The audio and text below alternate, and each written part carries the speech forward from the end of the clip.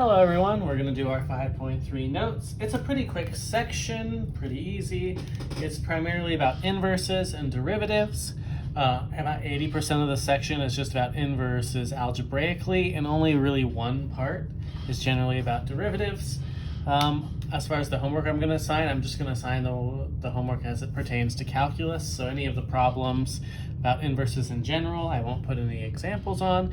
I'll just talk you through some of the things happening. So what are some facts about inverses?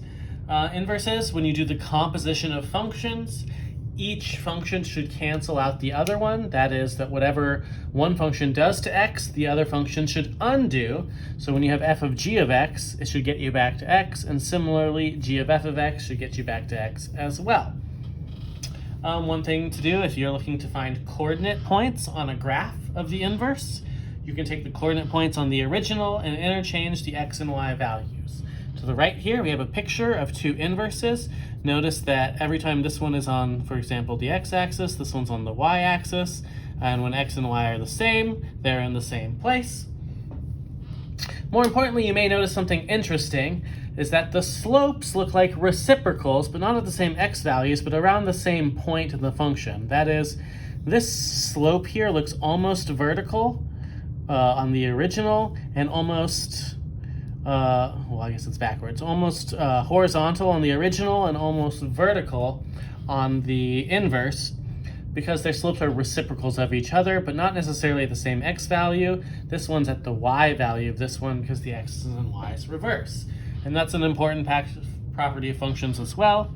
If the original function contains the point AB, then the graph will contain the point BA. So you can take the x and y values and switch them, and you know that that is on the graph of the inverse. You kind of need to know also when a function has an inverse. It only has an inverse when you have a one-to-one function or a domain restriction. For example, x squared is not one-to-one because it fails the horizontal line test, but if you restrict x squared to just 0 to infinity, you do have the inverse of the square root of x. Now, if it's one-to-one, it has an inverse, or if it's strictly monotonic on its entire domain. That is, if, for example, if you took the derivative of the function and it was positive or negative everywhere, then it would also have an inverse. If you're trying to find the inverse of a function specifically, the easiest way to do it is to take any x and y values, switch the position of x and y, and then solve for y in the new way. All of that is algebra though, so we're not going to worry too much about it. I just wanted to cover a few things. Now, while not every function has its inverse, if it does have one, then there are some rules that apply to the function and its inverse respectively. So if f is a function whose domain is an interval, if f is an inverse function, the following statements are true. If f is continuous, f inverse is also continuous on its respective domain. If f is increasing on its domain, f inverse is also increasing because their slopes are reciprocals, so if one is positive, the other is positive. Similarly, if f is decreasing, f inverse is also decreasing at that time. Again, if f is negative, the f inverse will be negative at the comparable point. If f is differentiable on an interval containing c, and f prime of c is not 0, then f inverse is differentiable at c. Again, they are reciprocals, so as long as you aren't dividing by 0 when you take the reciprocal, it should still be differentiable at that point. What that means is, though, that we can also use these facts to judge the inverse based on the original. We may not even know what the inverse function is, but if we know that the original function has an inverse, we can use information about the original to find information about the inverse. So theorem 5.9 says the derivative of an inverse function, this is the important one that actually has calculus applications. If f is a function that is differentiable on an interval, if f has an inverse function g, then g is differentiable at any x for which f prime of g of x is not equal to 0. Moreover, g prime of x is equal to 1 over that f prime of g of x, so long as it's not 0. Obviously, we have to throw out 0 because if we were dividing by it, we couldn't divide by 0. Now, you probably really want to look at how this works in an actual example.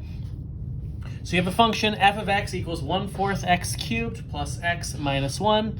Find f inverse of 3 and find f inverse prime of 3. So the derivative of the inverse evaluated at 3. So first off, we need to make sure that the inverse exists. So I'm going to check the derivative of this function, which is 3/4 x squared plus 1. Now you notice that x squared is always positive. Plus 1 means this whole thing is positive, so this function is constantly increasing, which means it's monotonic, and that means it does have an inverse. Now, in order to find f inverse of 3, I need to know, remember that if the original function has point AB, then the inverse has point BA, which means I need to find a number to plug into this original function to make the output 3.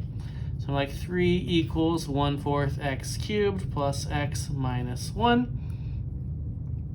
which means 0 equals 1/4 x cubed plus x minus 4, or 0 equals x cubed plus 4x minus 16 if I multiply both sides by 4. I can use synthetic division to show that 2 is a 0 here. 1, 0, 4, negative 16. 1 comes down, 1 times 2 is 2. Add to get 2. 2 times 2 is 4. Add to get 8. 8 times 2 is 16. We get 0. So that tells me x minus 2 is a factor, and then x squared plus 2x plus 8. This has complex roots. This has a real root, x equals 2, which tells me that the original goes through the point 2, 3. But if the original goes through the point 2, 3, then the inverse goes through the point 3, 2.